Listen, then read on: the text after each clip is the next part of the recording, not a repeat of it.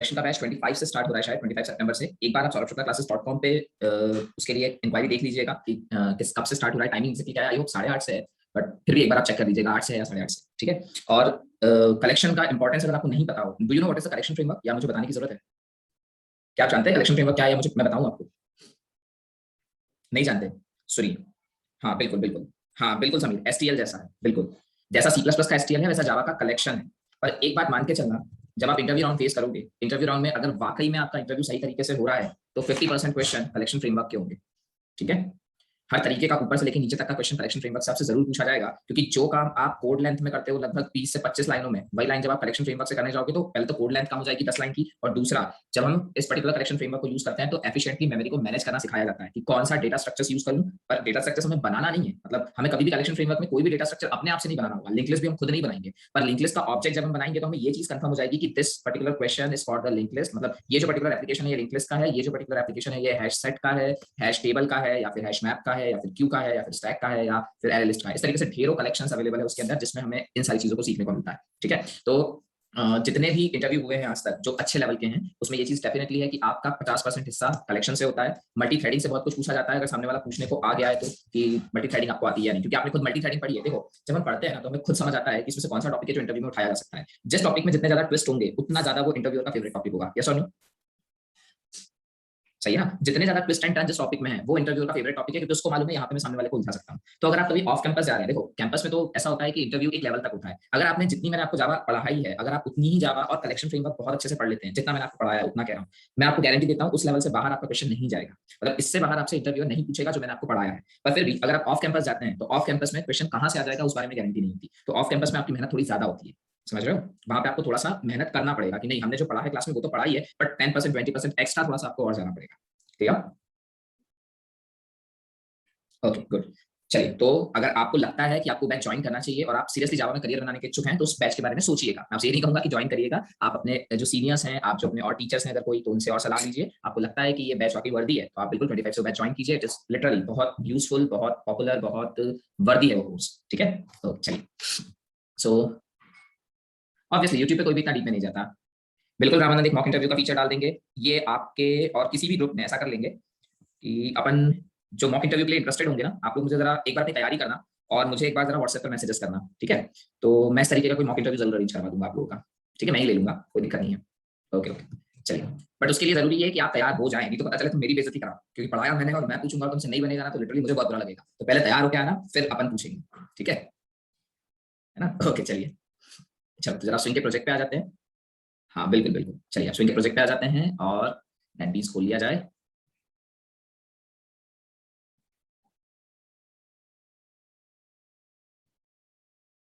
थोड़ा बहुत स्विंग के प्रोग्राम बना के देखिए, एक हाथ दो, मतलब जितना बताया था एटलीस्ट वो रिवाइज किया। गुड, चलिए अब स्टार्ट करते हैं हमारा प्रोजेक्ट।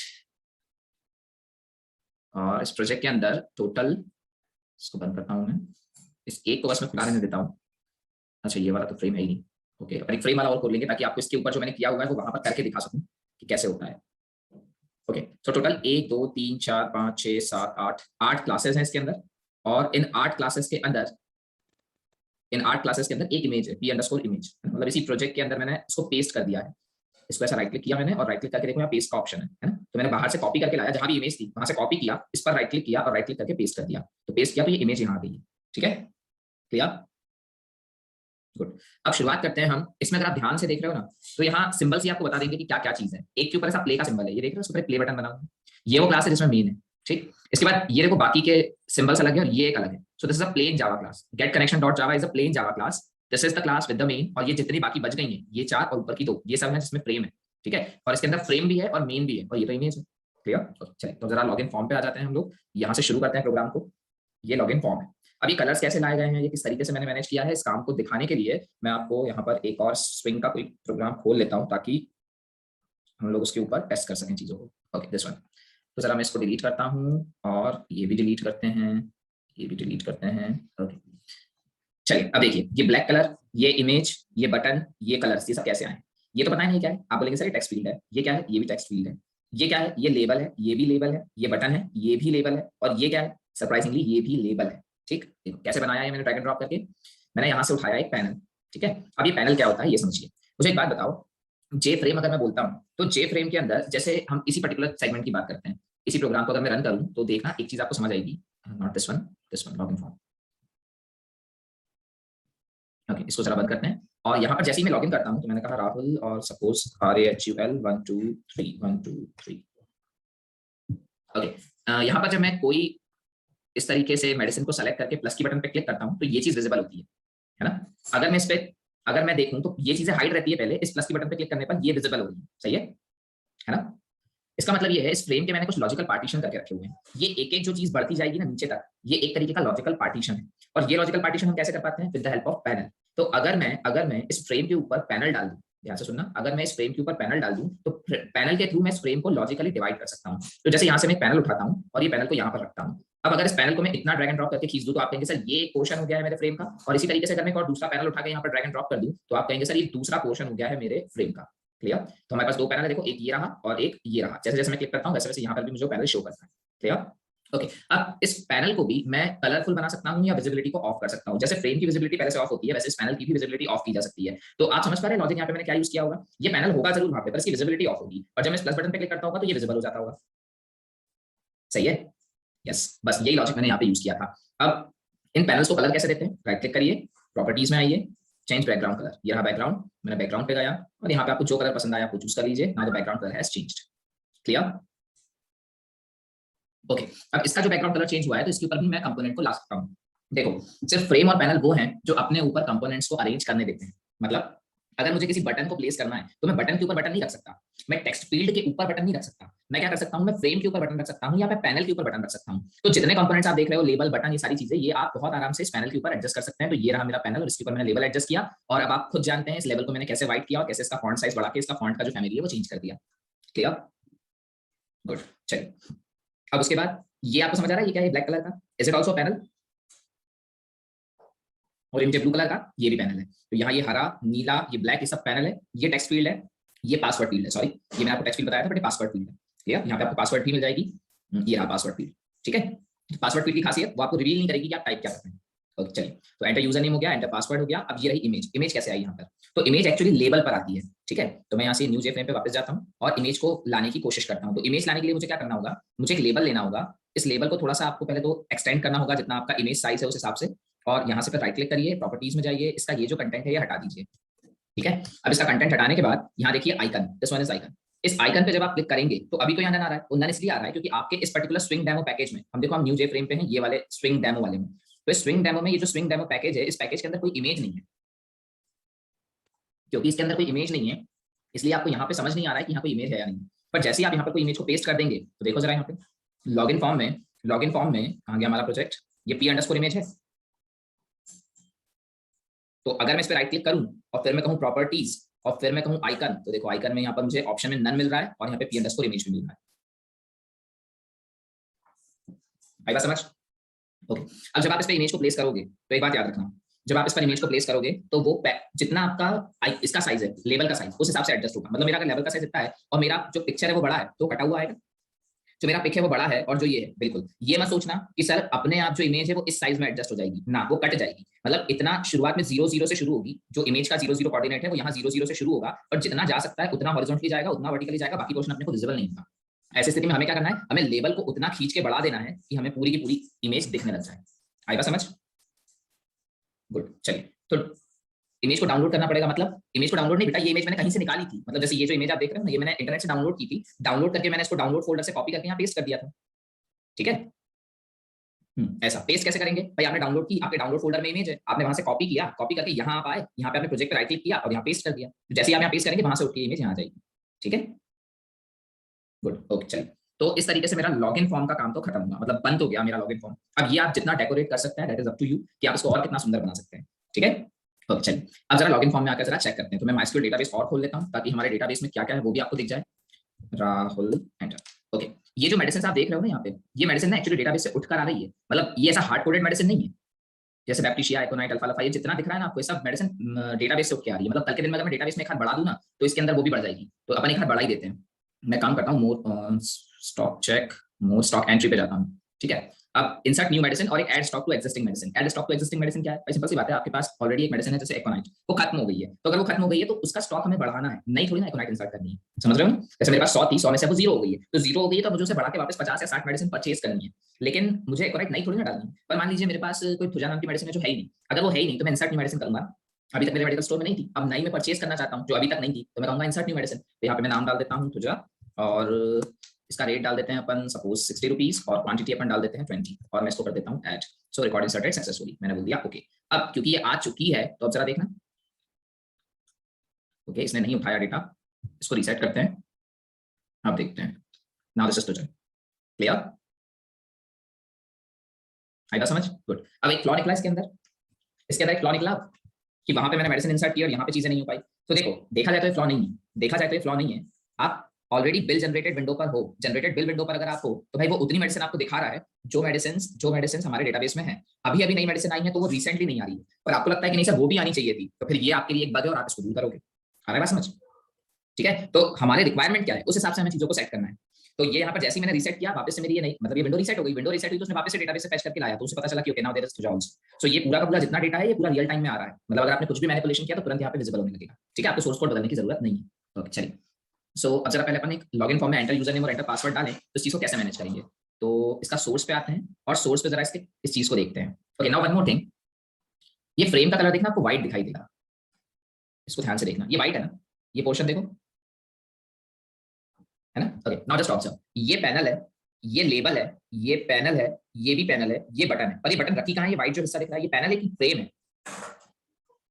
जल्दी बताओ, ये पैनल है या फ्रेम है? व्हाइट व्हाइट वाली फ्रेम है। पर जरा इसको देखना, न्यू जे फ्रेम को अगर मैं चलाऊं तो फ्रेम कभी व्हाइट कलर से बनती नहीं, हमने आज तक फ्रेम को व्हाइट कलर का नहीं देखा, ये ऐसा ग्रे कलर की बनती है ना। तो इसका कलर व्हाइट कैसे करेंगे? समझ रहे हो? समझ रहे हो? यस, तो इसका कलर व्हाइट कैसे करेंगे? इसका कलर व्हाइट करेंगे हम वाया कोडिंग। कोडिंग के अंदर मैंने कुछ लाइनें लिख रखी है यहाँ पर, ये अब ये है क्या? तो पहले तो इसको समझने के लिए आपको फ्रेम का आर्किटेक्चर समझना पड़ेगा। आज आपका जितना प्रोजेक्ट होगा ना हम उतना करेंगे जब तक आपकी कैपेसिटी होगी। देखो प्रोजेक्ट तो बहुत बड़ा है, अगर आपकी कैपेसिटी आज है कि हम पूरा कर सकते हैं तो हम पूरा करेंगे। जिस मोमेंट आप बोलोगे सर अब थोड़ा सा अपन खत्म करते हैं तो मुझे बता दीजिएगा, क्योंकि मैं तो आपको 4 घंटे पढ़ा सकता हूँ, आप कितना झेल सकते हैं अपने हिसाब से बताइएगा। ठीक है, ओके चलो अब जरा देखो तो गेट कंटेंट पेन और ये क्या लिखा हुआ है, जस्ट ऑब्जर्व। जब आप फ्रेम बोलते हो तो एक्जेक्टली फ्रेम क्या है? सुनना आराम से बात को, ठीक है। फ्रेम एक्चुअली एक लेयर्ड आर्किटेक्चर है, इसको रियल वर्ल्ड वाली फ्रेम से जो है ना, फ्रेम मतलब सिर्फ इतना, ये पोर्शन कहलाता है फ्रेम जो कि हॉलो है ना। आपने बचपन में वो स्लेट यूज की है?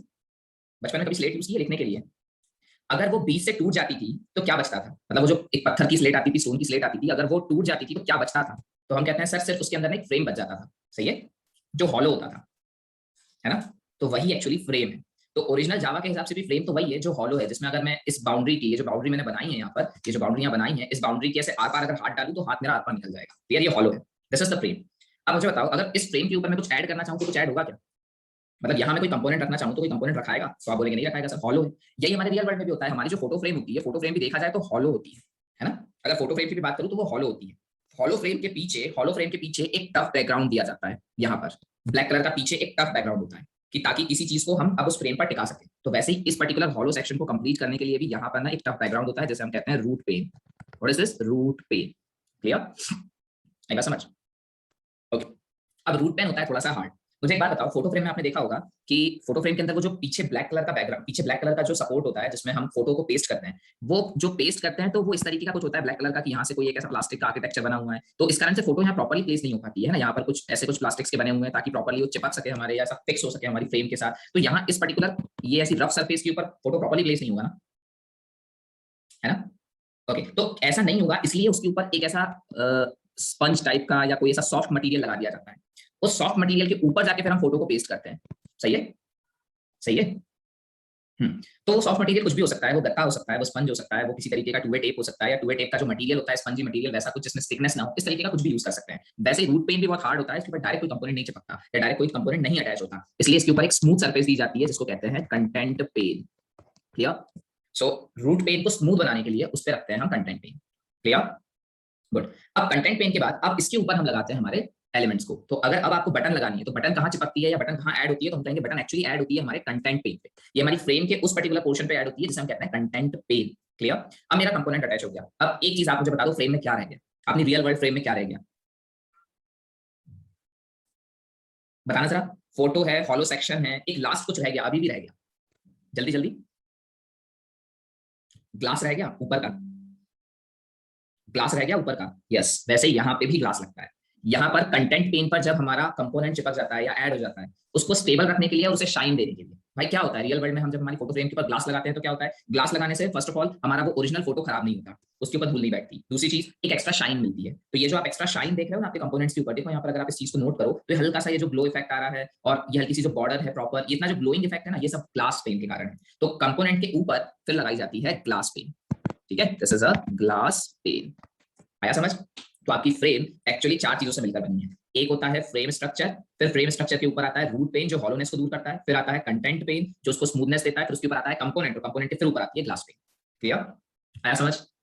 अब मुझे आप बता दो, अगर मैं आराम से सुनना, अगर मैं कलर बदलना चाह रहा हूँ फ्रेम का, है ना, अगर मैं कलर बदलना चाह रहा हूँ फ्रेम का, तो फ्रेम की अपर मोस्ट लेयर कौन सी है? Glass pen. सही बात है?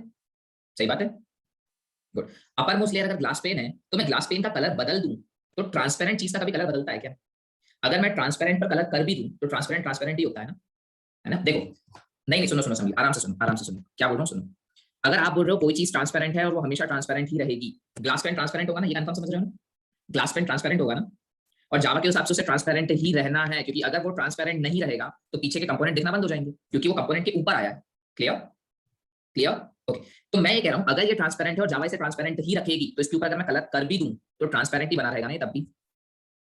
और अगर ये ट्रांसपेरेंट बना रहेगा तो कलर दिखेगा क्या कि कौन सा कलर किया है? नहीं दिखेगा ना। हाँ, अब आप मेरे को बताओ किस चीज पे कलर करूं कि वो दिखने लग जाए? फ्रेम पे कलर करूं, कंटेंट पे, रूट पेन पे कलर करूं, कंटेंट पेन पे कलर करूं, या ग्लास पेन पे कलर करूं? किस पे कलर करूं जो दिखने लग जाए? बहुत बढ़िया संदीप, कंटेंट पेन पे अगर आप कलर करेंगे तो दिखेगा। रूट पेन के ऊपर कंटेंट पेन है, कंटेंट पेन पे कंपोनेंट है, और फिर उसके ऊपर ग्लास पेन है। तो मुझे सबसे पहले फ्रेम में से कंटेंट पेन ऑब्टेन करना पड़ेगा, इसलिए डायरेक्ट फ्रेम के ऊपर कलर सेट नहीं होता, मुझे पहले कंटेंट पेन निकालना पड़ता है। चलो जरा क्लियर करते हैं और इस कोड को आप समझते हैं जो यहाँ पे लिखा था। नाउ जस्ट ऑब्जर्व, नीचे से शुरू करते हैं। यहाँ पे आपने बोला पब्लिक स्टैटिक वॉइड मेन, आपने ऑब्जेक्ट बना लिया आपके इस क्लास का, क्या नाम है इस क्लास का? Login form. तो लॉगिन फॉर्म का यहाँ आपने ऑब्जेक्ट क्रिएट किया, न्यू लॉगिन फॉर्म, और आपने इसको कर दिया डॉट सेट विजिबल ट्रू। ये पिछली क्लास में क्लियर हो गया होगा कि अगर मैं सेट विजिबल ट्रू ना करूँ तो फ्रेम दिखती नहीं है, ठीक है? ओके, तो फ्रेम बनाई और सेट विजिबल बोल दिया ट्रू। जैसे सेट विजिबल ट्रू बोला फ्रेम दिखने लग गई, और न्यू लॉगिन फॉर्म के थ्रू ऑब्जेक्ट बना होगा और कंस्ट्रक्टर चला होगा, तो कंस्ट्रक्टर में से इनिट कंपोनेंट चला। इनिट कंपोनेंट ने, ये पूरा मेथड है इनिट कंपोनेंट, देखो तो ये इनिट कंपोनेंट ने पूरा उसका जो लुक एंड फील है वो सेट किया। हमारा जो जितना लुक है वो पूरा का पूरा इनिट कंपोनेंट सेट कर रहा है, और इनिट कंपोनेंट ने जब हमारा लुक सेट कर दिया उसके बाद हमने कॉल किया गेट कंटेंट पेन। अब इसके आगे मैंने कोई ऑब्जेक्ट यूज नहीं किया है ना, इसके आगे मैंने कोई ऑब्जेक्ट यूज नहीं किया है। इसका मतलब ये किस क्लास से बिलोंग करता होगा? ये सेम क्लास से बिलोंग करता होगा क्या? क्योंकि आप ऑब्जेक्ट तब यूज नहीं करते हो जब कोई मेथड सेम क्लास से बिलोंग करता है, सही है? तो सेम क्लास में मैंने लॉगिन फॉर्म में गेट कंटेंट पेन बनाया थोड़ी ना है, ये गेट कंटेंट पेन जो है ये तो बिल्ट इन मेथड है, मैंने थोड़ी ना बनाया है ना। तो फिर यहाँ पे ऑब्जेक्ट क्यों नहीं लगाया? देखो, because you x tends the Jeff frame, ठीक है? अब मेरे को एक बात बताओ, इनहेरिटेंस आराम से समझना, आता तो है आपको, बस समझना। अगर मैं किसी क्लास के अंदर फ्रेम को इनहेरिट कर दूं और क्लास के अंदर फ्रेम को इनहेरिट करके इस क्लास का ऑब्जेक्ट बनाऊं, तो ये क्लास एक तरीके की फ्रेम ही है ना? तो फ्रेम का ऑब्जेक्ट बनेगा ना, और फ्रेम का हर मेथड इसके पास भी आएगा। इसका दूसरा तरीका भी है जो हमने पिछली क्लास में किया था। पिछली क्लास में हम लोगों ने एक्सटेंड नहीं किया था, बल्कि जे फ्रेम का खुद ही ऑब्जेक्ट बना दिया था। तो या तो आप जे फ्रेम का खुद ऑब्जेक्ट बनाओ, और नहीं तो फिर किसी क्लास के अंदर उसे इनहेरिट करके इस क्लास का ऑब्जेक्ट बना दो। तो जो आपका मन, जैसा कंफर्टेबल आपको लगे आप ऐसा कर सकते हैं। क्लियर? ओके, सो मुझे बताइए गेट कंटेंट पेन है किसका मेथड? आप बोलेंगे सर गेट कंटेंट पेन ना ये जे फ्रेम क्लास का मेथड है, क्योंकि जे फ्रेम क्लास को आपने इनहेरिट कर लिया है तो ये आपकी खुद की क्लास में। गुड, तो ये मेरी खुद की क्लास में है तो मैंने डाल दिया गेट कंटेंट पेन, मैंने लिख दिया get content pane dot get content pane. क्या देगा मुझे? कंटेंट पेन का ऑब्जेक्ट, और उसी में मैंने बोला डॉट सेट बैकग्राउंड, और यहाँ पे कलर डॉट व्हाइट। क्लियर? आई बात समझ? चला इसको देखना, ये क्या है कलर? बताओ तो कलर क्या है? बहुत बढ़िया, क्लास। व्हाइट क्या है? व्हाइट क्या है? ये मत बोलना कलर नेम। बहुत बढ़िया नाम देते हैं, नहीं श्रेय, इट इज अ कांस्टेंट, सब कैपिटल में लिखा है WHITE। दूसरी चीज, आप क्लास के नाम से कॉल कर रहे हो, क्लास के नाम से कॉल कर रहे हो मतलब this thing should be static, और पूरा कैपिटल में है मतलब फाइनल। तो ये स्टैटिक फाइनल वेरिएबल है मेरी कलर क्लास का, जिसके पास वो वैल्यू है जो जावा मानती है कि ये व्हाइट कलर की होनी चाहिए। क्लियर? आया समझ? Good, so this is basically a constant colour dot white. चलो, तो इस हिसाब से मेरा अब ये जो कलर है ये भी व्हाइट सेट हो गया। अब आ जाते हैं जरा बटन पर। तो जरा ये सब बंद करते हैं अपन और इस पर आते हैं। इसमें जब मैं एंटर यूजर नेम दे दूंगा और एंटर पासवर्ड दे दूंगा तो लॉगिन बटन पे क्लिक करूंगा। लॉगिन बटन पे क्लिक करूंगा तो लॉगिन की मुझे इवेंट हैंडलिंग करनी है। अगर लॉगिन की मुझे इवेंट हैंडलिंग करनी है तो मुझे इस पर डबल क्लिक करना पड़ेगा, है ना? जब मतलब मैं नेटबीन्स पे जाऊंगा तो नेटबीन्स पे मुझे इस पर डबल क्लिक करना पड़ेगा। नेटबीन्स पे डबल क्लिक करूंगा तो इसका इवेंट हैंडलिंग का कोड जनरेट हो जाएगा। तो ये रहा वो इवेंट हैंडलिंग का code, this one, J button 1 action performed. Clear? Okay, क्या काम करूं मैं? आप काम करिए, सबसे पहले तो टेक्स्ट फील्ड से डेटा निकालने का। तो मैंने ये जे टेक्स्ट फील्ड 1 जो कि मेरी ये वाली फील्ड है यूजर नेम वाली, इससे डेटा निकाला, और पासवर्ड वाली फील्ड से डेटा निकाला। तो देखो J text field 1 dot get text और J password field 1 dot get password. पर जो ये है J password field one dot get password, ये आपको स्ट्रिंग नहीं देता, ये आपको रिटर्न करता है कैरेक्टर का एरे। अंतर समझना, जब मैं कहता हूँ J text field one dot get text, तो टेक्स्ट फील्ड का गेट टेक्स्ट मुझे स्ट्रिंग रिटर्न करता है, पर पासवर्ड फील्ड का गेट पासवर्ड मुझे स्ट्रिंग रिटर्न नहीं करता, वो मुझे कैरेक्टर का एरे रिटर्न करता है। क्योंकि वो मुझे कैरेक्टर का एरे रिटर्न करता है, अगर ये स्ट्रिंग क्लास का आपने कंस्ट्रक्टर पढ़ा हो, तो स्ट्रिंग क्लास का एक कंस्ट्रक्टर है जो आपसे कैरेक्टर का एरे लेता है और वो कैरेक्टर के एरे को स्ट्रिंग में बदल देता है। आई बात समझ? तो ये मैंने न्यू स्ट्रिंग बोला, न्यू स्ट्रिंग मतलब मैं स्ट्रिंग बना रहा हूँ और ये उसका कंस्ट्रक्टर है जो आपसे लेता है कैरेक्टर का एरे। तो ये मेथड ने कैरेक्टर का एरे रिटर्न किया और इस कंस्ट्रक्टर ने उसको स्ट्रिंग बनाया और ये पासवर्ड स्ट्रिंग मेरे पास आ गई। क्लियर?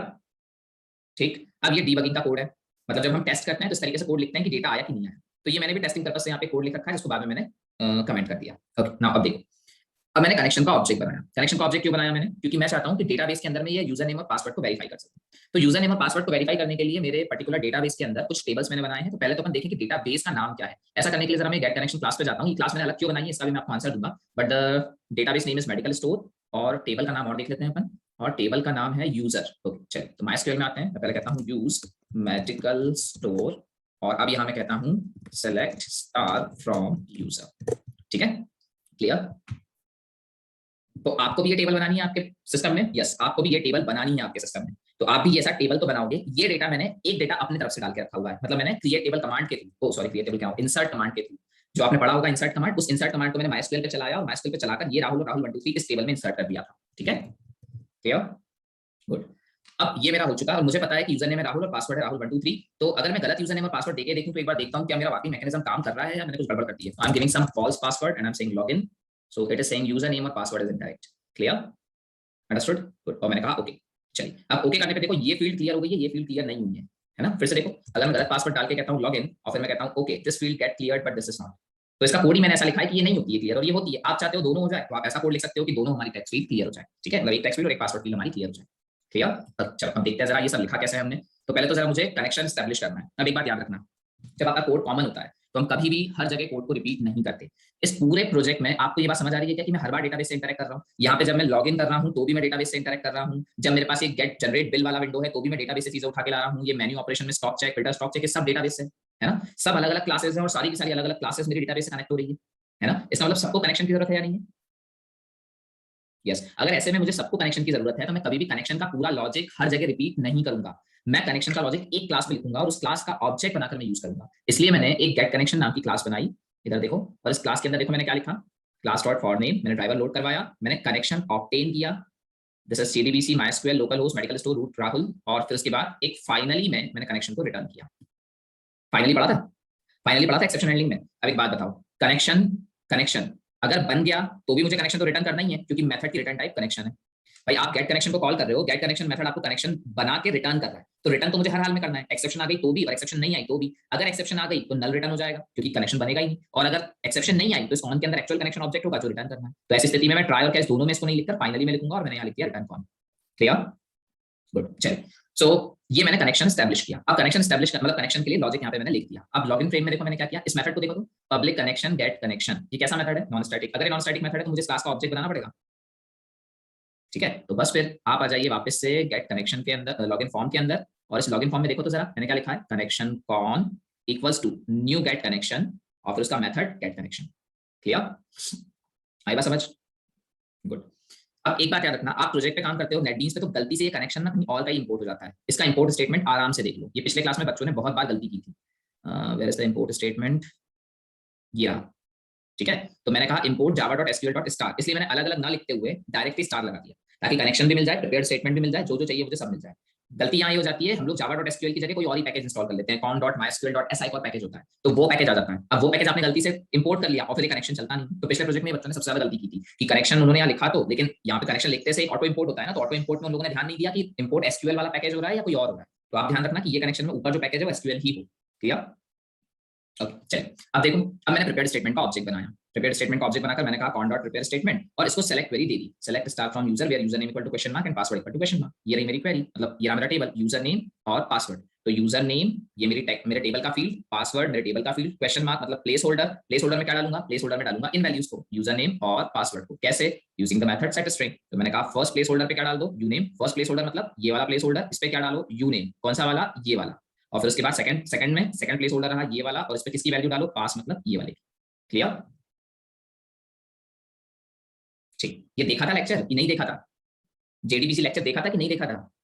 हाँ गुड, क्योंकि नहीं देखा होगा ना तो यहाँ बहुत दिक्कत हो जाएगी ऐसे में। गुड, चलिए अब यहाँ पर मैंने क्वेरी बना ली और मैंने कहा result set RS is equals to PS dot execute query. अब मुझे सिंपल सी एक बात बताना, ये क्वेरी बनेगी क्या? आप बोलोगे सर ये क्वेरी बनेगी select star from user where user name equal to जो भी आपने टेक्स्ट फील्ड में दिया एंड पासवर्ड इक्वल टू जो भी आपने पासवर्ड फील्ड में दिया। सही है, ये रहा मेरा टेक्स्ट फील्ड और ये रहा, सॉरी वो वाला फ्रेम ही बंद हो गया, चलिए कोई बात नहीं। जो भी आपने इस टेक्स्ट फील्ड में दिया और जो भी आपने ये वाली पासवर्ड फील्ड में दिया, ठीक है, ये वाला डेटा उठ के यहाँ आ गया। अब एक बात बताओ, ये क्वेरी जब मेरे डेटाबेस पे फायर होगी, अगर वो रिजल्ट सेट के अंदर एक रो लेके आ गई है ना, ये देख रहे हो आप रिजल्ट सेट, इस रिजल्ट सेट में अगर एक रो आ गई, इसका मतलब ये ना कि यूजर नेम और पासवर्ड वैलिड है ना, इसका मतलब ये ना कि यूजर नेम और पासवर्ड वैलिड है। यस, और अगर मान लो वो अपने साथ कोई भी रो लेकर नहीं आई, अगर कोई भी रो लेकर नहीं आई इसका मतलब यूजर नेम और पासवर्ड मैच ही नहीं हुआ। अगर मैच नहीं हुआ इसलिए तो वो एक भी रो लेकर अपने साथ नहीं आई, और अगर वो एक भी रो लेकर अपने साथ नहीं आई तो बस यही चीज मैंने चेक की है। देखो मुझे एक बात बताओ, rs डॉट नेक्स्ट मेथड क्या करता है? तो आप कहेंगे sir rs dot next method ना पॉइंटर को आगे भी बढ़ाता है और बताता भी है कि रो है या नहीं। तो अगर rs डॉट नेक्स्ट ने ट्रू रिटर्न किया, इसका मतलब ये है ना कि रिजल्ट सेट में एक रो थी, और अगर rs डॉट नेक्स्ट ने फॉल्स रिटर्न किया तो इसका मतलब ये है ना कि रिजल्ट सेट में एक भी रो नहीं थी। सही है, यस। ये कंडीशन बाय डिफॉल्ट क्या बनती है? आप बोलोगे सर ये कंडीशन बाय डिफॉल्ट बनती है नॉट इक्वल टू फॉल्स की, है ना, मुझे लिखने की जरूरत नहीं है। ये नॉट इक्वल टू फॉल्स वाली जो कंडीशन बनती है, तो अगर ट्रू आया तो true not equal to false, condition is true, और अगर मैं बोलूं फॉल्स आया तो false not equal to false, condition is false. सही है, क्लियर ना? ओके, तो अगर कोई रो आई तो इफ हो जाएगा ट्रू, अगर कोई रो नहीं आई तो इफ हो जाएगा फॉल्स। अब अगर रो आ गई है इसका मतलब ये कि मुझे लॉगिन करवाना है, और अगर मुझे लॉगिन करवाना है तो देखो जरा, ये मैंने बोला this dot set visible false, इसका क्या मतलब है? सेट विजिबल मेथड क्या करता है? फ्रेम को दिखाता है या छुपाता है? सही बात है, सेट विजिबल मेथड या तो फ्रेम को दिखाता है या छुपाता है। जरा इसका एग्जीक्यूशन सीक्वेंस देखना, ये रही मेरी फ्रेम, इस फ्रेम के अंदर मैंने जैसे ही कहा RAHUL और मैंने कहा RAHUL 1 2 3 लॉगिन, तो देखना जरा वाली फ्रेम छुप गई, दिख रही है आपको कहीं वो फ्रेम? ठीक है, अब लॉगिन फ्रेम की जरूरत नहीं थी इसलिए वो छुप गई, और अब मेरे पास जनरेट बिल वाली फ्रेम है, क्योंकि अब मेरे पास जनरेट बिल वाली फ्रेम है तो उसको छुपाया कैसे मैंने? उसको छुपाया यूजिंग दिस थिंग। ठीक है, तो सेट विजिबल किसका मेथड है? सेट विजिबल फ्रेम का मेथड है। अब मैं बैठा हूं जे बटन वन एक्शन परफॉर्म में, और जे बटन वन एक्शन परफॉर्म इसी क्लास में है लॉगिन फॉर्म में। अगर ये लॉगिन फॉर्म के अंदर ही है तो लॉगिन फॉर्म के किसी भी मेथड के अंदर अगर मैं दिस यूज करता हूं तो दिस उसी ऑब्जेक्ट को पॉइंट करेगा ना, लॉगिन फॉर्म को। सही है, और लॉगिन फॉर्म को अगर ये पॉइंट करता है तो ये तरीके की फ्रेम है, तो ये तरीके की फ्रेम है, तो frame dot set visible false, तो वो दिखना बंद हो गई। और ये देखो मैंने क्या किया, न्यू बिल जनरेटर, मैंने किसका ऑब्जेक्ट बना दिया? बिल जनरेटर का, तो ये रही मेरी बिल जनरेटर क्लास। ठीक है, इसका ऑब्जेक्ट बनाया मैंने। चलिए बहुत बढ़िया। एल्स में आओ जरा, अगर यूजर नेम और पासवर्ड सही नहीं रहा तो ये जो आप पॉपअप देख रहे हो ना, अब यहाँ तो नहीं आएगा, ओके, वो जो आपने देखा था ना user name and password is not correct या यूजर नेम और पासवर्ड इज इनकरेक्ट, वो जो भी चीज थी वो आती है, उसे हम कहते हैं मैसेज डायलॉग। वो जो था उसे हम कहते हैं मैसेज डायलॉग। तो ये मैसेज डायलॉग अगर आप अपीयर करना चाहते हो तो अब इतनी जावा आपको भी आ गई है कि आप मुझे बता सकते हो ये चीज क्या है, तो आप कहोगे सर ये चीज एक क्लास है जे ऑप्शन पेन। सही है, ओके। जे ऑप्शन पेन के बाद मैंने डॉट शो मैसेज डायलॉग बोल दिया, क्या ये स्टैटिक मेथड हुआ या नॉन स्टैटिक? स्टैटिक। अब ये स्टैटिक मेथड है जे ऑप्शन पेन क्लास का, जो एक मैसेज डायलॉग अपीयर करता है। मैसेज डायलॉग के ऊपर मैसेज कौन सा चाहिए? ये रहा मैसेज, यूजर नेम और पासवर्ड इज इनकरेक्ट। तो फिर ये नल क्या है? This will set the position of the dialog box. मुझे बताना, जब वो डायलॉग बॉक्स आ रहा था तो क्या वो फ्रेम के सेंटर में आ रहा था? जो फ्रेम आपने खोल रखी थी लॉगिन फॉर्म उसके सेंटर में आ रहा था?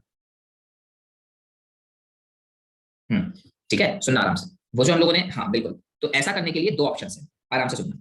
समटाइम्स अच्छा हाँ, ये टॉपिक भी आपका छूट गया, वो भी मुझे बताना है। देखो ये फ्रेम जहां अपीयर हो रही है, ये फ्रेम जहां भी अपीयर हो, अगर आप चाहते हो फ्रेम के सेंटर में कोई चीज आए, ठीक है, फ्रेम के सेंटर में कोई चीज आए तो आप इसे फ्रेम का ऑब्जेक्ट पास कर दो। अगर आपने यहाँ पे फ्रेम का ऑब्जेक्ट पास कर दिया, मतलब दिस पास कर दिया, तो दिस पास करने पर ये जहां फ्रेम आती है उसके सेंटर में आता है। और अगर मैंने इसे नल पास कर दिया तो फिर फ्रेम कहीं भी हो, यहां से शुरू हो और यहीं खत्म हो जाए, यहां से शुरू होकर यहां खत्म हो जाए, फ्रेम फिर कहीं भी हो, ये स्क्रीन के सेंटर में आता है। आया समझ? जैसे कि ये वाला, जरा यहाँ देखो, ये न्यू फ्रेम को अगर मैं चलाता हूँ ना तो न्यू फ्रेम यहाँ से अपीयर हो रही है। ठीक है, अब अगर ये यहाँ से अपीयर हो रही है तो जब मैं इसे नल पास करूंगा, अगर इसके ऊपर कोई मैसेज बॉक्स आता है और नल पास कर दूं तो स्क्रीन के सेंटर में आएगा, और अगर मैं इस फ्रेम का ऑब्जेक्ट पास कर दूं तो इस स्क्रीन के सेंटर में आएगा। क्लियर? ओके, सो मैंने उसे स्क्रीन के सेंटर में लिया हुआ है। अब एक चीज और जरा नोट करना, ये जे लॉगिन फॉर्म जब मैंने रन किया ना तो वो स्क्रीन के सेंटर में आ रहा है, देखना जरा, ये खुद ही स्क्रीन के सेंटर में आ रहा है। लेकिन वही चीज अगर मैं यहाँ न्यू जे फ्रेम को चला रहा हूँ ना तो ये चीज ना इधर कॉर्नर से शुरू हो रही है ना, जबकि दोनों है फ्रेम।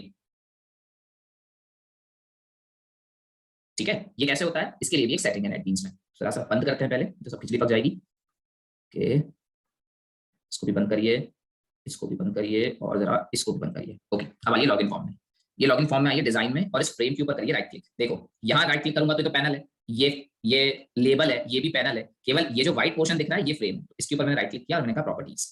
प्रॉपर्टीज के बाद जाइए आप कोड में, और कोड में आप कहिए जनरेट पोजीशन, नहीं रुकिए ढूंढने दीजिए, this one generate centre. Clear? मैंने जनरेट सेंटर को चेक बॉक्स कर दिया है, मतलब चेक बॉक्स पे क्लिक करा हुआ है। जब मैंने जनरेट सेंटर के चेक बॉक्स पे क्लिक किया है ना, तो अब फ्रेम हमेशा सेंटर में ही आएगी। ठीक है, गुड। चलिए, तो ये बात, ये सेटिंग याद रखिएगा। ठीक है, ओके। अब इस प्रॉपर्टी पे भी जरा ध्यान दो, है ना। There is a default close operation और मैंने इसको करके रखा है एग्जिट ऑन क्लोज। ठीक, इसके और भी ऑप्शंस होते हैं, मैंने 4 ऑप्शन आपको बताए थे। एक डू नथिंग होता है, एक हाइड होता है, एक डिस्पोज होता है और एक एग्जिट ऑन क्लोज होता है। अभी फिलहाल ये एग्जिट ऑन क्लोज है। ऐसा क्यों मैंने किया हुआ है वो भी आपको बताऊंगा। उसके आगे थोड़ा बड़ा बड़ा तो बेटा नहीं कर पाएंगे इसको, क्योंकि ये चीज तो उतनी ही है। अब दिख रहा है do nothing, hide, dispose, exit on close. Okay, कोई बात नहीं।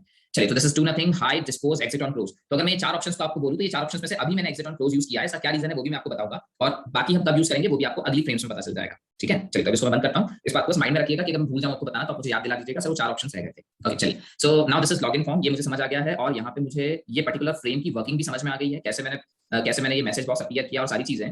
हाँ, डिस्पोज बाकी था, बिल्कुल बता रहा हूँ श्रेय, एक मिनट। अब यहाँ पे न्यू बिल जनरेटर का ऑब्जेक्ट मैंने क्रिएट कर चुका हूँ, और ये एक और चीज मैंने की हुई है, इसको जरा देखो।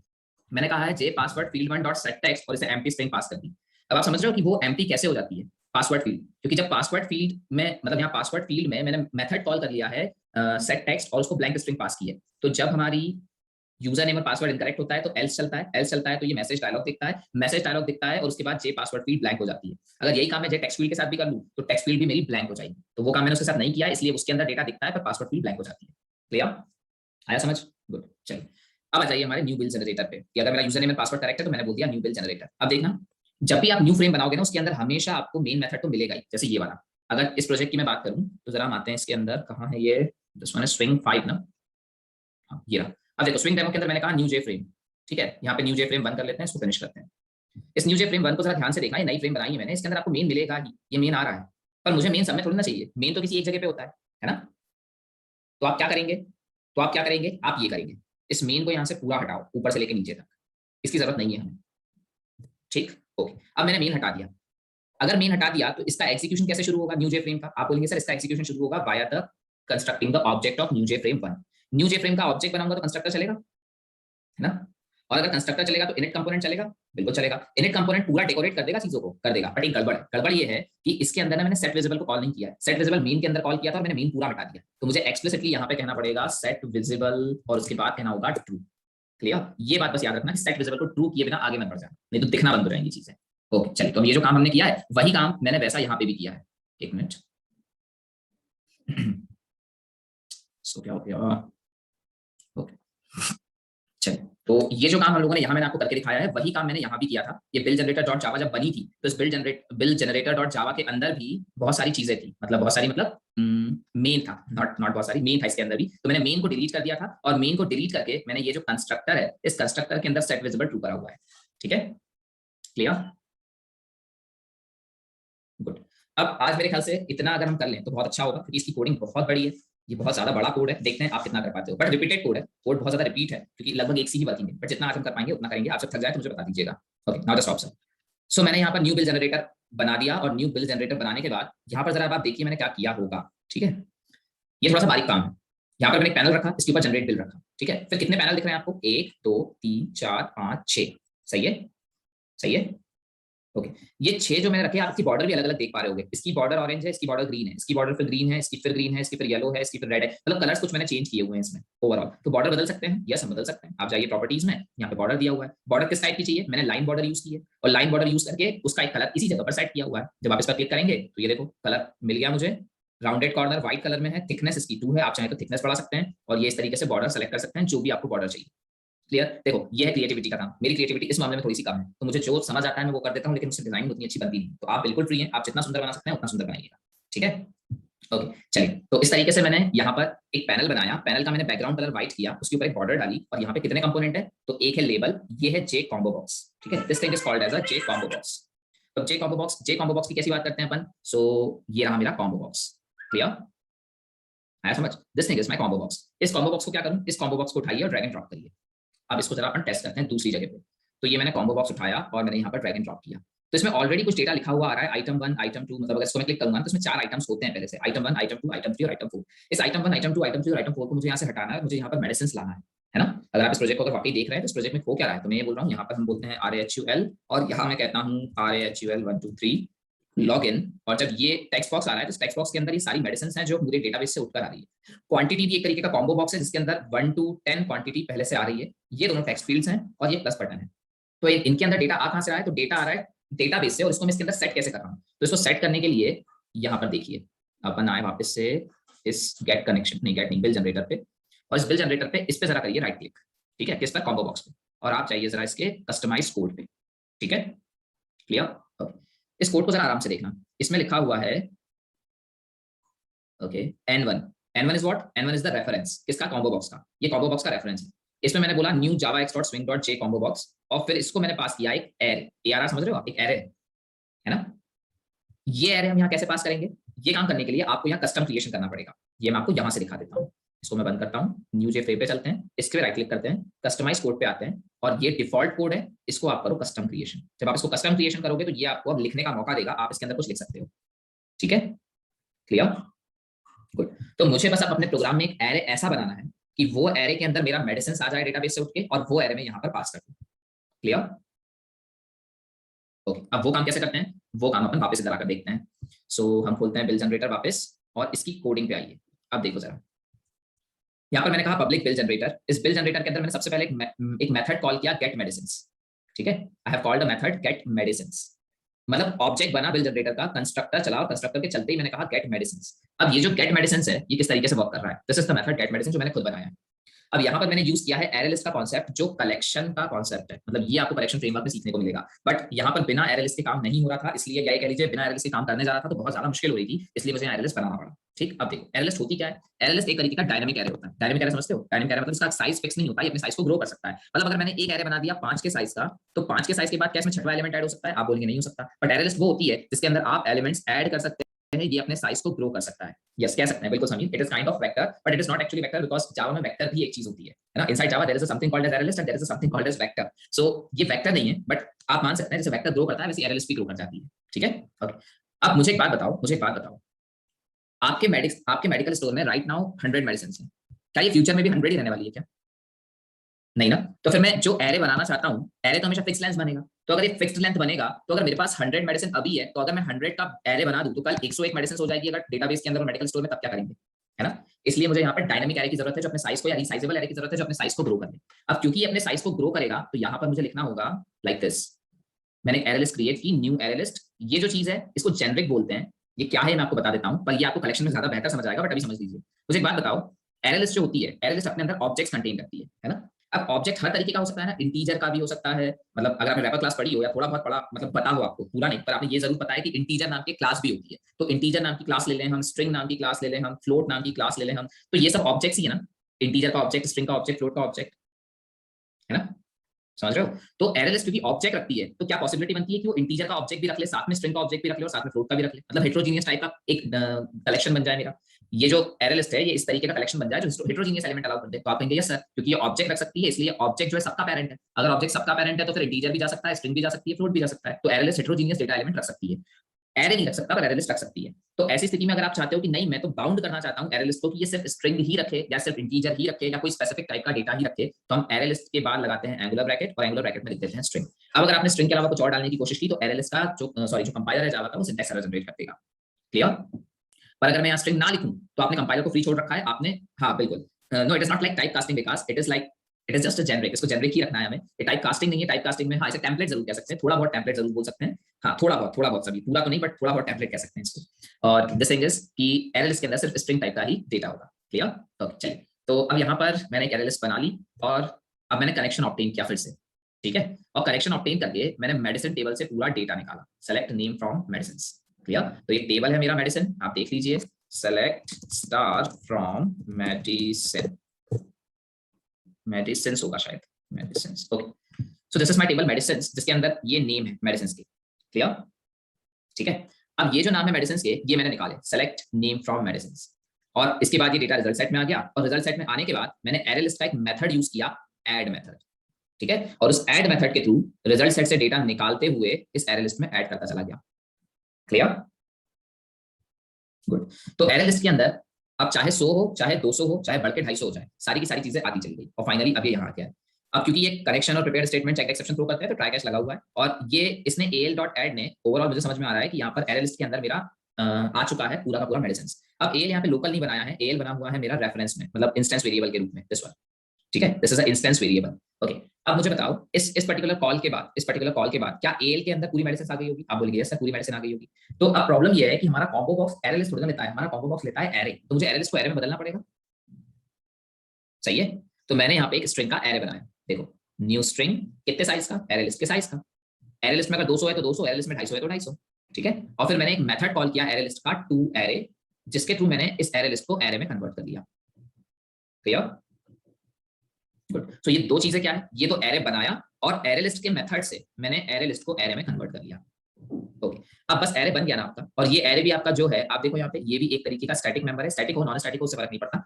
आपने इसको स्टैटिक क्यों बनाया उसका अलग रीजन है, इसलिए इसको मैंने स्टैटिक नहीं बनाया है कि कॉम्बो बॉक्स में स्टैटिक लगता है, कॉम्बो बॉक्स में सिर्फ एरे लगता है। ये स्टैटिक इसलिए बनाया होगा क्योंकि नीचे कहीं ऐसा लग रहा होगा कि इसे स्टैटिक होना चाहिए, ठीक है। चलिए, तो ये मैंने यहाँ पे स्टैटिक एरे बना दिया, और ये जो एरे है यही ARR मैंने यहाँ पर पास किया था कॉम्बो बॉक्स को। अगर मैं इसको राइट क्लिक करके प्रॉपर्टीज में जाऊँ, नॉट प्रॉपर्टीज, कस्टमाइज कोड में जाऊँ, तो ये कस्टमाइज कोड का ARR यही वाला ARR है, क्लियर, आई बात समझ, गुड। चलिए, तो अब वापस आ जाइए और देखो ये जे पैनल 3 4 5 6 7 ये क्या है, ये सारे पैनल्स हैं, ये वाले 1 2 3 4 5 6। तो इसमें जो 6 पैनल है इसमें से पहला वाला विजिबल रखा और बाकी सबको मैंने फॉल्स कर दिया। जब शुरुआत होती है जनरेट बिल की, तो जनरेट बिल में से पहले एक पैनल दिखता है, बाकी सारे ऑफ है। तो सारे ऑफ कैसे करें, ऐसे किए, मैंने उस पैनल के रेफरेंसेस के साथ कॉल किया है सेट विजिबल मेथड और उसे पास किया है फॉल्स, ठीक है।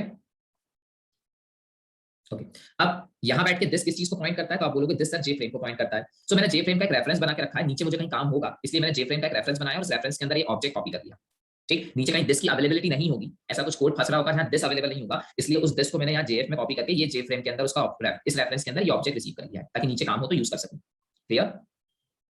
ओके, अब आ जाइए, गेट मेडिसिन हो गया, बिल जनरेटर हो गया, और ऐसा करने से ये जो पर्टिकुलर इतना कोड है वो तैयार हो गया, ठीक। अब इस पे अगर मैं क्लिक करूं तो यहाँ पर मुझे मेडिसिन के नाम दिख गए हैं, और इस पर अगर मैं क्लिक करूं तो यहाँ पर मुझे क्वांटिटी दिख रही है। ये क्वांटिटी कैसे सेट हुई थी, तो इसके लिए अब जरा क्वांटिटी को अपने को देखना पड़ेगा इस पर्टिकुलर एरे को।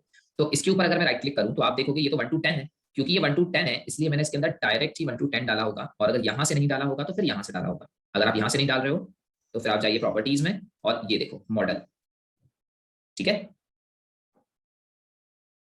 तो जब आपको पता है कि मुझे 1 to 10 ही डालना है, तो अगर आपको पता है कि 1 to 10 ही डालना है तो आपने पहले डाला सेट, फिर डाला 1, फिर डाला 2, फिर डाला 3, और ऐसे करते करते 10 तक, क्लियर।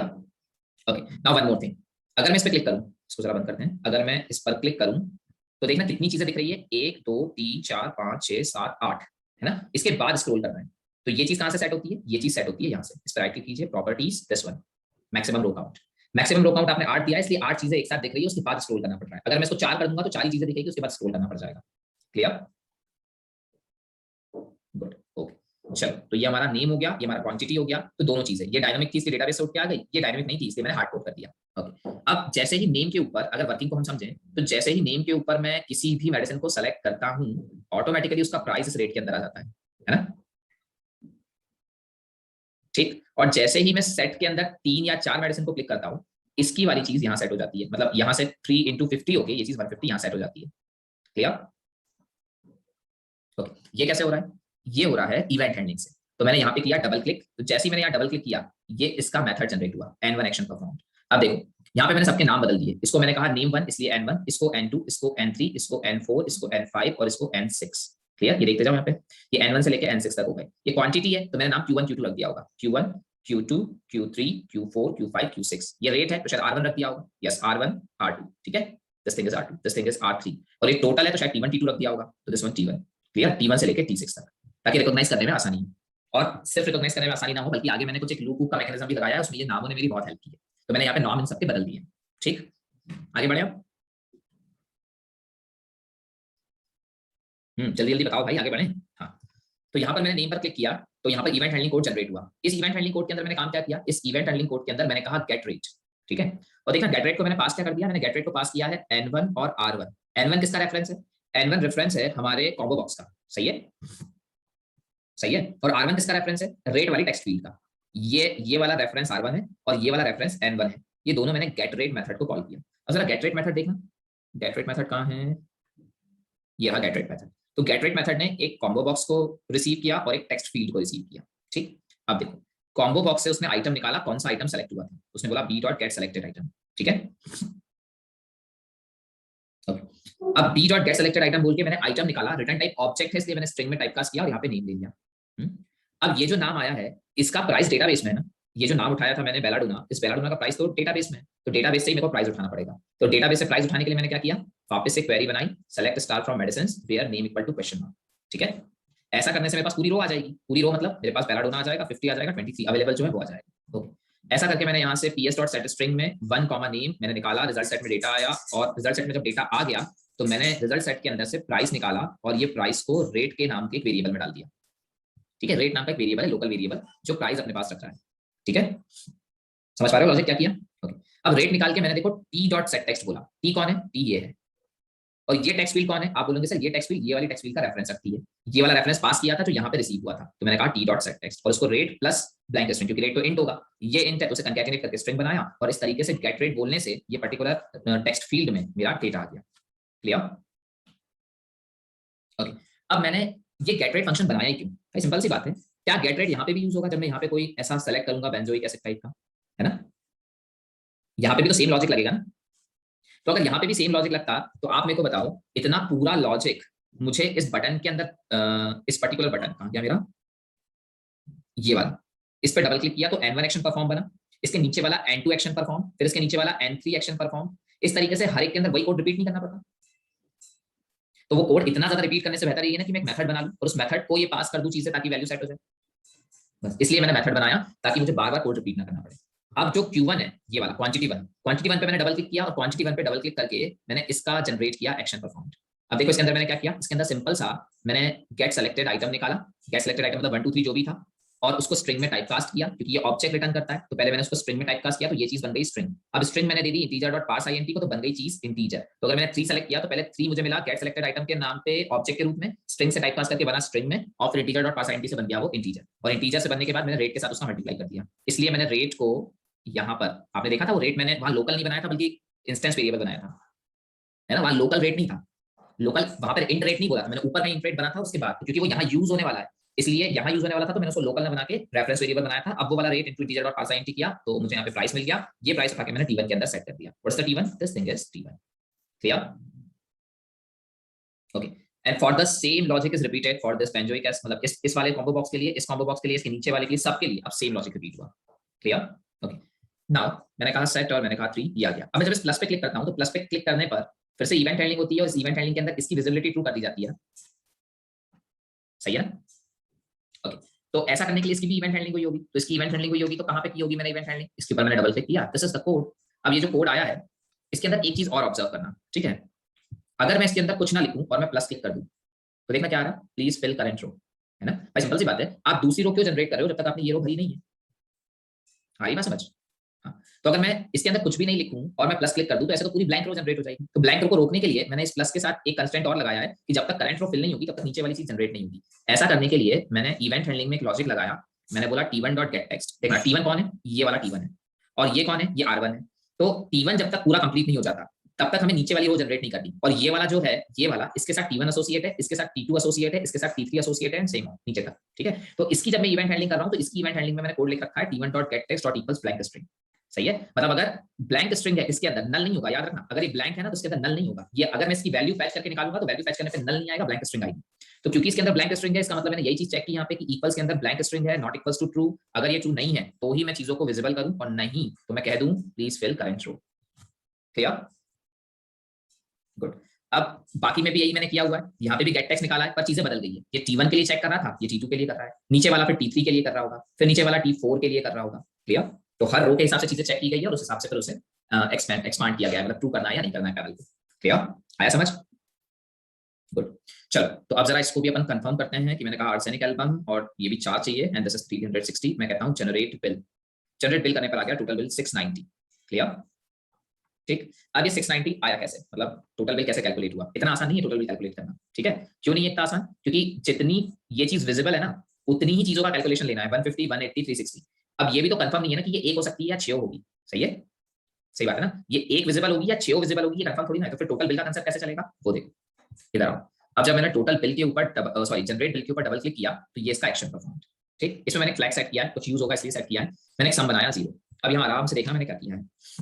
यहाँ पे मैंने टेक्स्ट फील्ड का एरे बनाया, कॉम्बो बॉक्स का एरे बनाया, फिर से कॉम्बो बॉक्स का एरे बनाया, और एक एरे लिस्ट और बनाई, और एक एरे लिस्ट और बनाई टोटल की। ठीक, 4 चीजें मैंने 5 चीजें यहाँ पे बनाई। क्यों बनाई बता रहा हूँ आपको।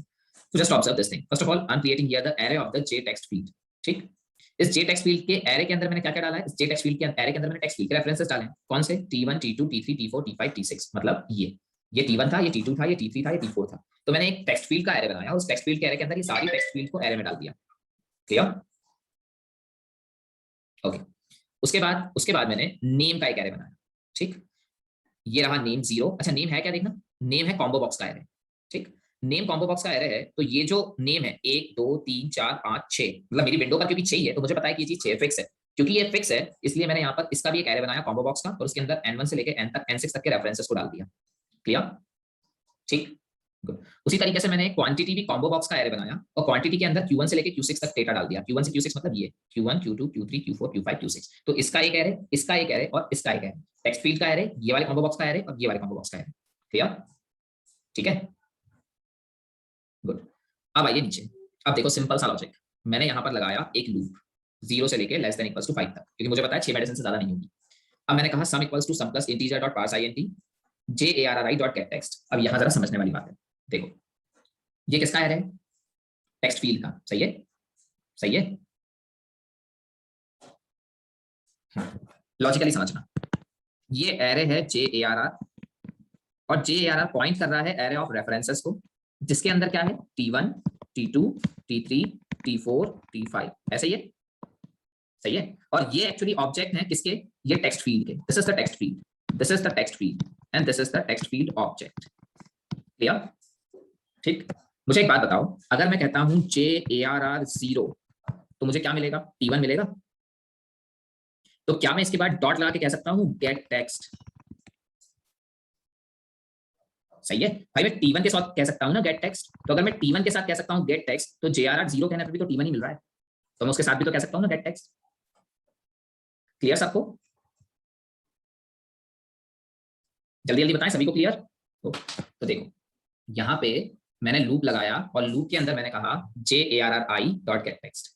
तो ये किसका एरे है? ये टोटल का एरे है। तो टोटल का पहला वाला जो होगा ये वाला, ये मुझे दे देगा क्या? अपना अमाउंट, और अपना अमाउंट देकर मैंने उसे बदल दिया इंटीजर डॉट पार्स इंट से इंटीजर में, और सम कर लिया। क्लियर? ठीक है, ओके। अब देखो, क्योंकि इसके अंदर एक अमाउंट था, है ना, आराम से सुनना, इसके अंदर एक अमाउंट था, ब्लैंक स्ट्रिंग नहीं थी, इसलिए इंटीजर डॉट पार्स इंट ने कोई एक्सेप्शन जनरेट नहीं की होगी। समझ रहे हो बात को? अगर इसके अंदर ब्लैंक स्ट्रिंग होती तो एक्सेप्शन जनरेट हो जाती। ओके, अब ये लूप 0 से लेके 5 तक चल रहा है, 0 से 5 तक चल रहा है, मतलब ये 0 1 2 3 4 5, नीचे के 3 तो ब्लैंक ही है ना, वो दिख नहीं रहा है, अलग बात है, लेकिन ऐसा तो नहीं है ना कि टेक्स्ट फील्ड है नहीं वहां पे। भाई सिर्फ विजिबिलिटी ऑफ है, ऑकरेंस थोड़ी ना ऑफ है। उनका ऑकरेंस तो है तो वहां पे प्रेजेंट तो है, और अगर प्रेजेंट है तो मुझे बताओ यहाँ पे ब्लैंक स्ट्रिंग के फॉर्म में ही है तो ब्लैंक स्ट्रिंग ना। तो मुझे बताओ जब मैं 0 से लेके 5 तक इस लूप को इटरेट करूंगा, तो 0 से लेके 5 तक इटरेट करने पे वो जिसके अंदर अमाउंट है वो एक्सेप्शन जनरेट नहीं करेगा, और जिसके अंदर अमाउंट नहीं है वो टेक्स्ट फील्ड एक्सेप्शन जनरेट कर देगी। तो बस यही लॉजिक मैंने यूज किया है। अब देखो, अगर मेरे को यहाँ पर एक्सेप्शन नहीं मिली तो नीचे की 2 लाइनें चलेगी, अगर मुझे यहाँ एक्सेप्शन नहीं मिली तो नीचे की 2 लाइनें चलेगी। ये मेडिसिन नेम क्या है? मेडिसिन नेम एक एरे लिस्ट है, देखना यहाँ पर।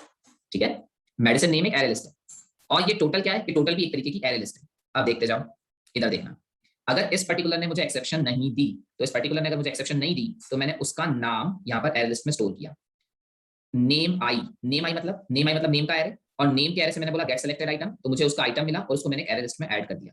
ठीक, वैसे ही jarri डॉट गेट टेक्स्ट, मतलब ये जो वैल्यू थी टोटल की वैल्यू कितनी आ रही है यहाँ पे 150, ये 150 उठाकर भी मैंने एक टोटल की एरे लिस्ट में ऐड कर दिया। ठीक है, अब आराम से समझना, मुझे एक बात बताओ, मुझे एक बात बताना, ये क्यों मैं यूज कर रहा हूँ? ये यूज कर रहा हूँ मैं प्रिंट के लिए, प्रिंट मैकेनिज्म के लिए। जब मैं प्रिंट मैकेनिज्म यूज करूंगा, तो मुझे बताओ मैं प्रिंट करते टाइम पे यहाँ पे देखूंगा ना, यहाँ पे जब मैं प्रिंट करूं, अगर मैं इसको जरा एक बार रीसेट करते हैं, and I am using this arsenic album 2 plus arsenic album तो हो चुका, अमोनियम कार्ब एंड 2, और मैं कहता हूँ जनरेट बिल 380, मैंने कहा प्रिंट। नाउ ऑब्जर्व, ये जो मैंने प्रिंट कहा, इसके अंदर ये आर्सेनिक एल्बम और अमोनियम कार्ब आना चाहिए, और साथ में ये टोटल 180 और 200, ये वाला 180 और 200। ठीक है, और ये नाम भी आर्सेनिक एल्बम और अमोनियम कार्ब, और ये टोटल अमाउंट 380।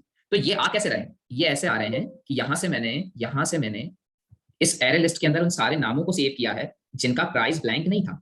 सही है, यहाँ पे इनका टोटल प्राइस था, तो मैंने ये नाम निकाल लिया, टोटल प्राइस था तो मैंने ये नाम निकाल लिया, और इसके बाद वाले में टोटल प्राइस नहीं है, ब्लैंक स्ट्रिंग है, क्योंकि ब्लैंक स्ट्रिंग है तो ये एक्सेप्शन जनरेट कर देगा कोड, ये कोड एक्सेप्शन जनरेट करेगा तो नीचे वाली दोनों लाइनें नहीं चलेगी, दोनों तीनों लाइनें। सही है, सही है, यस। तो उस चीज को करने के लिए मैंने यहाँ पर एक एरे लिस्ट बनाई, और इसको एरे क्यों नहीं बनाया भाई, एरे हमेशा फिक्स लेंथ होता है, एरे लिस्ट में मुझे ये फैसिलिटी होती है, 2 नाम सेलेक्ट हुए होंगे तो 2 मिल जाएंगे, 10 हुए होंगे तो 10 मिल जाएंगे, इसलिए मैंने ये नाम की भी एक एरे लिस्ट बनाई थी और टोटल की भी एक एरे लिस्ट बनाई थी, ताकि जितने सेलेक्ट हो बस वही रहे, जो सेलेक्ट नहीं है वो ना रहे। क्लियर, आएगा समझ? Good, okay. तो अब मुझे एक बात और बताओ, यहाँ पे जब मैं ये क्वांटिटी सेलेक्ट कर रहा हूँ और क्वांटिटी सेलेक्ट करके फिर जब मैं जनरेट बिल पे क्लिक करूंगा तो ये क्वांटिटी माइनस भी तो होनी चाहिए ना डेटाबेस में से, है ना? अभी तक आपके पास 100 क्वांटिटी थी, आपने जैसे ही जनरेट बिल बोला, जनरेट बिल बोलने पे ये जो क्वांटिटी है माइनस भी तो होनी चाहिए ना डेटाबेस से, तो फिर मैंने एक और फंक्शन क्रिएट किया और लिखा अपडेट डेटाबेस। ठीक है, ठीक है, देख ये अपडेट डेटाबेस को क्या गया, name I quantity I, name I मतलब कौन, नेम आई मतलब ये वाला, दिस वन नेम आई, तो नेम आई से क्या मिलेगा, नेम आई से मिलेगा मुझे आर्सेनिक एल्बा पहला वाला, और क्वांटिटी आई से क्या मिलेगा 2, तो मैंने यहाँ पे पास किया नेम आई और क्वांटिटी आई। ओके, ये लूप के अंदर है ना, अगर ये लूप के अंदर है तो अगर एक्सेप्शन नहीं आई तो ये लाइन चलेगी, और अगर एक्सेप्शन आ गई तो वैसे भी मैं कैश में आ जाऊंगा।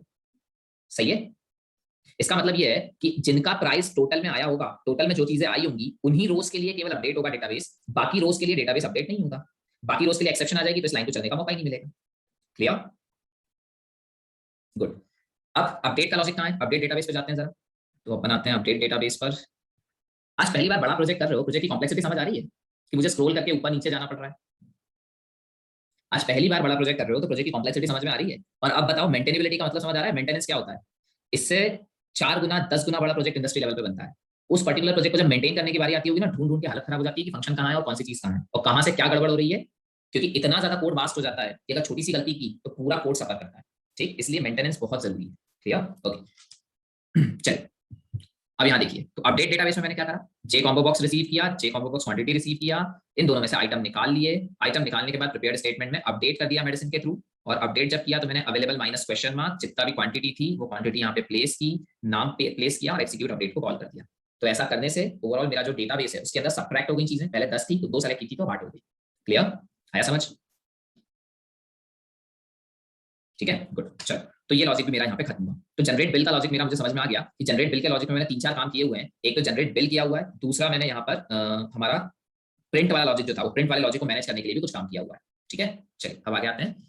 Okay, so this thing is there. अब देखो, ट्राई हो गया, कैच हो गया, मैं लूप से बाहर आ गया। ठीक है, this is the ending of the loop. ये लूप मेरा खत्म हुआ। लूप खत्म होने के बाद मैंने total text field dot set text में टेक्स्ट सेट किया, मतलब ये वाली टेक्स्ट फील्ड में, ये टोटल टेक्स्ट फील्ड है, इसके अंदर टोटल बिल 380 आ रहा था, ये मैंने सेट किया।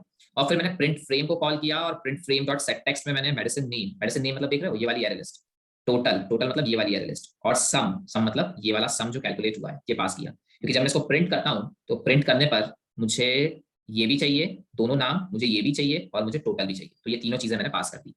क्लियर, आई बात समझ? गुड। अब उसके आगे का लॉजिक अपन बाद में देखेंगे कि प्रिंट का आगे का लॉजिक क्या है। अब आते हैं रीसेट लॉजिक पे। रीसेट लॉजिक क्या करता है? रीसेट लॉजिक सिंपल सा आपका एक नया फ्रेम बना देता है। तो अगर मैं इसको रीसेट करूं तो देखो यहाँ पे एक फ्रेम चला गया और ये नया वाला फ्रेम आ गया। तो ऐसा करने के लिए मैंने रीसेट की जो इवेंट हैंडलिंग की है, रीसेट की इवेंट हैंडलिंग पे जाइए। देखो मैंने क्या बोला, jf.dispose। jf.dispose मतलब, अब देखो आराम से देखना, यहाँ पे मैंने this.dispose नहीं बोल सकता था। ठीक है, बिकॉज ऑफ सम रीजंस यहाँ पे मुझे दिस एक्सेसिबल नहीं होगा, इसलिए मैं यहाँ पे this.dispose नहीं बोल पा रहा था, इसलिए मैंने यहाँ पे मैंने ये चीज यूज की थी, ये जेएफ वाला लॉजिक। क्लियर, ठीक है, क्योंकि मुझे जिस फ्रेम को डिस्पोज करना था वो फ्रेम का रेफरेंस जेएस के पास है। यहाँ किसी रीजन से मैं दिस को यूज नहीं कर पा रहा हूँ, अब वो रीजन मुझे भी फिलहाल क्लिक नहीं कर रहा है कि ऐसा क्या रीजन था कि मैं यहाँ पे दिस को यूज नहीं कर पा रहा था। दैट्स व्हाई मैंने यहाँ पे वो चीज की है। ठीक है, अब देखो प्रोजेक्ट मैंने बनाया है पर फिर भी मुझे ये याद नहीं आ रहा अभी के टाइम पे कि मैं यहाँ दिस क्यों नहीं लगा सकता। अब मुझे ना उसको ढूंढना पड़ेगा 2 मिनट, ऐसा ऊपर से लेकर नीचे तक जब मैं ढूंढूंगा ना तो पता चलेगा ओके इसलिए मैं यहाँ दिस नहीं लगा सकता। So there is some reason कि मैं दिस यूज नहीं कर पाया, इसलिए मैंने ऊपर ऐसा काम किया था कि यहाँ पे मैं कह सकूं jf.dispose। क्लियर, तो डिस्पोज करने से क्या हुआ, डिस्पोज मेथड से वो फ्रेम डिस्ट्रॉय हो गई और डिस्ट्रॉय होकर मैंने कह दिया new bill generator again object बना दिया। क्योंकि मैंने अगेन ऑब्जेक्ट बना दिया तो वापस से ये चीज सेट हो गई। हाँ बिल्कुल श्रेय, 5 मिनट बस, इसको कंप्लीट करते हैं फिर अगले लेक्चर देखेंगे। ठीक है, बिल्कुल बिल्कुल, ठीक है, यहाँ तक समझ में आया? ठीक, ओके। नाउ थोड़ा सा देख लीजिए, बस इस फ्रेम को कंप्लीट कर रहे हैं, इस फ्रेम एक बार कंप्लीट हो जाए तो फिर रेस्ट फ्रेम्स तो वैसे भी छोटी छोटी हैं, उसमें बहुत ज्यादा दिमाग लगाना भी नहीं है। चलिए अब देखिए, इसके सोर्स पे अगर मैं जाता हूँ, इसको प्रॉपर्ली अगर हम देखें तो यहाँ पर ये कुछ मेन्यू ऑपरेशन और मोर है, ये कैसे लाते हैं? तो मेन्यू ऑपरेशन और मोर के लिए न्यू जे फ्रेम पे जाते हैं, यहाँ पर इसको मैं थोड़ा सा एक्सटेंड कर देता हूँ यहाँ पर ऊपर, और इस पर अपन जरा मेन्यू रखते हैं। तो मेन्यू कैसे रखेंगे अपन, ये रहा मेन्यू बार, इस मेन्यू बार को यहाँ से करिए ड्रैग एंड ड्रॉप, तो ये यहाँ आ गया। अब यहाँ पे ऑप्शन बन रहा है फाइल और एडिट का, दिख क्यों नहीं रहा है? एक मिनट, इसको डिलीट करते हैं, इसको भी डिलीट करते हैं। मेन्यू बार है बट दिख नहीं रहा है। ओके, ओ सॉरी, मैंने मेन्यू बार दिया है। ओ आई एम सॉरी, मुझे यहाँ पे मेन्यू लेना है, नॉट मेन्यू बार। तो मैंने यहाँ पर, नहीं ये भी नहीं है, वेट अ मिनट, मेन्यू यहीं से चेक करते हैं, रुकिएगा। What is this, get connection, bill generator, this thing is basically J menu bar one, menu bar ही है, पता नहीं वहाँ कुछ गड़बड़ हुई होगी। चलिए कोई बात नहीं, फिर से करके देख लेते हैं। Delete this thing, delete this thing. Okay, label one, panel two, okay this is frame, menu bar लेके आते हैं, यहाँ रखते हैं। ओके, मैंने शायद उसे ऊपर कर दिया था ज्यादा, दैट्स व्हाई वो विजिबिलिटी में कुछ गड़बड़ हुई थी। तो मैंने यहाँ पर लाके से जैसे ही छोड़ा वो अपसाइड अपने आप अरेंज हो गया। क्लियर? ठीक है, ओके। नाउ अगर आप अपना वाला फ्रेम देख रहे हो तो अपने वाले फ्रेम के अंदर यहाँ पे मेन्यू ऑपरेशन लिखा है और मोर लिखा है, और ये बाय डिफॉल्ट जो आपको देता है, बाय डिफॉल्ट में वो आपको देता है फाइल और एडिट। तो इस फाइल और एडिट को बदल सकते हैं using edit text. Right click किया, एडिट टेक्स्ट किया, मैंने कहा मेन्यू आइटम और एंटर कर दिया।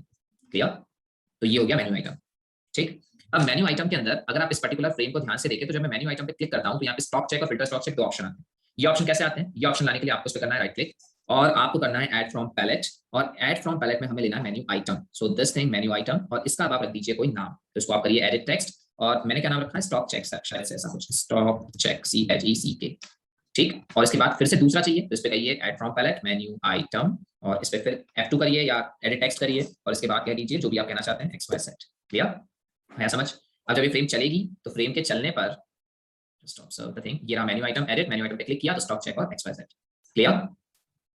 ओके, तो बस वैसे ही मैंने यहाँ पे भी किया हुआ है बिल जनरेटर में, या मेन्यू ऑपरेशन है, और ये अब मुझे मेन्यू ऑपरेशन पे जब क्लिक करता हूँ तो इवेंट हैंडलिंग की जरूरत नहीं पड़ती है, लेकिन स्टॉक चेक और फिल्टर स्टॉक चेक में मुझे इवेंट हैंडलिंग की जरूरत पड़ती है। आपने अभी देखा, मैंने जब मेन्यू ऑपरेशन पे मेन्यू आइटम पे वहां पे भी क्लिक किया था नई फ्रेम पे, तो अपने आप ये दो चीजें तो खुल जाती है, ये चीजें जावा खुद मैनेज करती है, बट इसकी इवेंट हैंडलिंग करनी पड़ती है। तो मैंने स्टॉक चेक पे डबल क्लिक किया, तो स्टॉक चेक पे डबल क्लिक किया तो ये रहा उसका इवेंट हैंडलिंग का कोड, और स्टॉक चेक पे मैंने इस स्टॉक चेक क्लास का एक ऑब्जेक्ट बनाया, जैसे मैंने बिल जनरेटर का ऑब्जेक्ट बनाया था, वैसे ही फिल्टर स्टॉक चेक के लिए फिल्टर स्टॉक चेक का ऑब्जेक्ट बनाया और उसे एक एरे पास किया। ये एरे समझ रहे हो कौन सा एरे? ये वो वाला एरे जिसके अंदर मेडिसिन है। ठीक है, ये वो वाला एरे जिसके अंदर मेडिसिन है, ये कुछ रीजन के कारण मैंने फिल्टर स्टॉक चेक को भी पास किया होगा। सो दिस इज द एरे।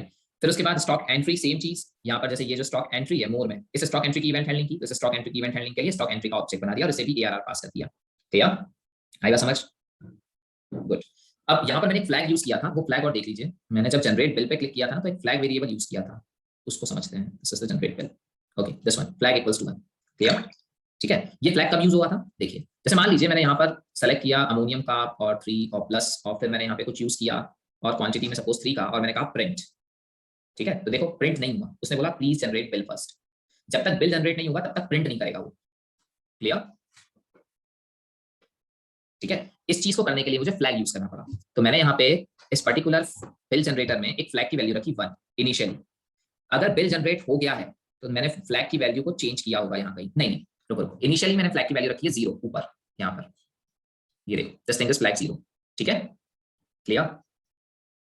अब अगर मैंने इस बटन पे क्लिक किया, कौन सी बटन पे? बिल जनरेटर वाली पे, तो बिल जनरेटर बटन पे क्लिक करने का मतलब यही हुआ ना कि बिल जनरेट हो जाएगा, ये सारा लॉजिक चलेगा और बिल जनरेट हो जाएगा। तो मैंने फ्लैग वैल्यू को कर दिया 1।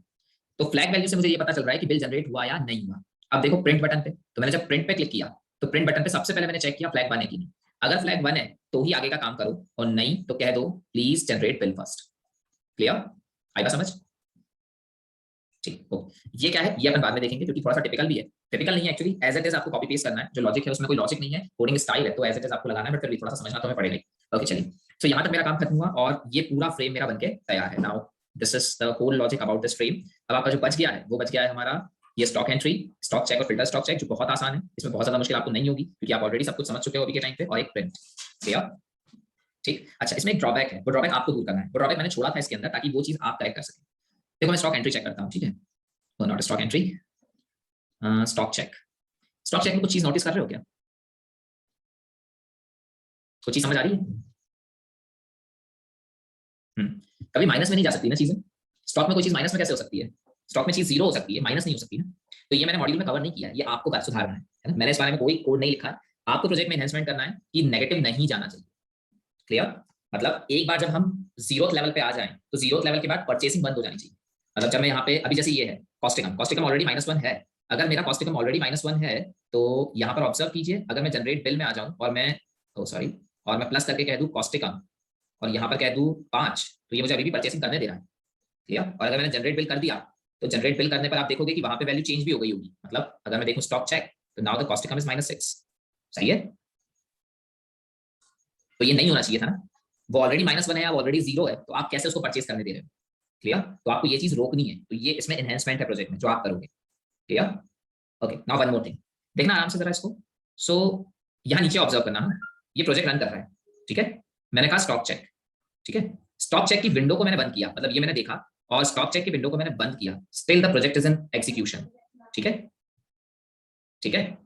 और अगर मैंने इसके बाद दूसरी भी विंडो देख लीजिए, मैंने फिल्टर स्टॉक चेक बोला, फिल्टर स्टॉक चेक को भी अगर मैं बंद कर रहा हूं ना, still project is in running condition. But अगर मैं जनरेट बिल वाली फ्रेम को बंद करता हूं ना, तो प्रोजेक्ट भी बंद हो जाता है। समझ रहे हो बात को? यस, ये क्या है? ये एग्जिट ऑन क्लोज और डिस्पोज ऑन क्लोज। जब आप किसी फ्रेम को एग्जिट ऑन क्लोज करते हो, तो एग्जिट ऑन क्लोज का मतलब होता है पूरे प्रोजेक्ट को बंद कर दो। ठीक है, जब आप किसी फ्रेम को एग्जिट ऑन क्लोज करते हो ना, तो एग्जिट ऑन क्लोज का मतलब होता है आप पूरी प्रोजेक्ट को बंद कर दो। इसलिए ये जो फ्रेम है, इस फ्रेम का अगर आप प्रॉपर्टी में जाके देखोगे तो ये एग्जिट ऑन क्लोज है, तो जनरेट बिल पे कैंसिल करते ही पूरा प्रोजेक्ट ही बंद हो जाता है। पर अगर मैं इसमें जाके देखूं ना, स्टॉक चेक में या बाकी में, तो यहाँ पर जब आप देखेंगे राइट क्लिक करके, तो नॉट दिस वन, फ्रेम कहां गई? चलो ये रही फ्रेम, इस फ्रेम के ऊपर अगर मैं प्रॉपर्टीज में जाके देखूं तो यहाँ लिखा है डिस्पोज। ठीक है, आई बात समझ? तो डिस्पोज का मतलब सिर्फ उस फ्रेम को खत्म करो, पूरे प्रोजेक्ट को नहीं। नहीं तो आप अगर एग्जिट ऑन क्लोज कर दोगे तो पूरा प्रोजेक्ट ही बंद हो जाएगा। डिस्पोज करोगे तो करंट फ्रेम बंद हो जाएगी, लेकिन प्रोजेक्ट चलता रहेगा। क्लियर? गुड। चलिए, श्रेय बहुत ज्यादा थक गया है क्योंकि उसका मैसेज आना भी बंद हो गया है। कोई बात नहीं श्रेय, ठीक है, नेक्स्ट क्लास में करते हैं स्टार्ट। ओके, चलिए। Okay, so next class Sunday रखनी है प्रोजेक्ट की, या किस तरीके से मैनेज करना है? ओके श्रेय, कोई बात नहीं, मैं बस ऐसे ही कह रहा था, मजाक कर रहा था। हाँ, मैं आपसे पूछ रहा हूँ, नेक्स्ट क्लास कल करनी है प्रोजेक्ट की या संडे ही रखनी है?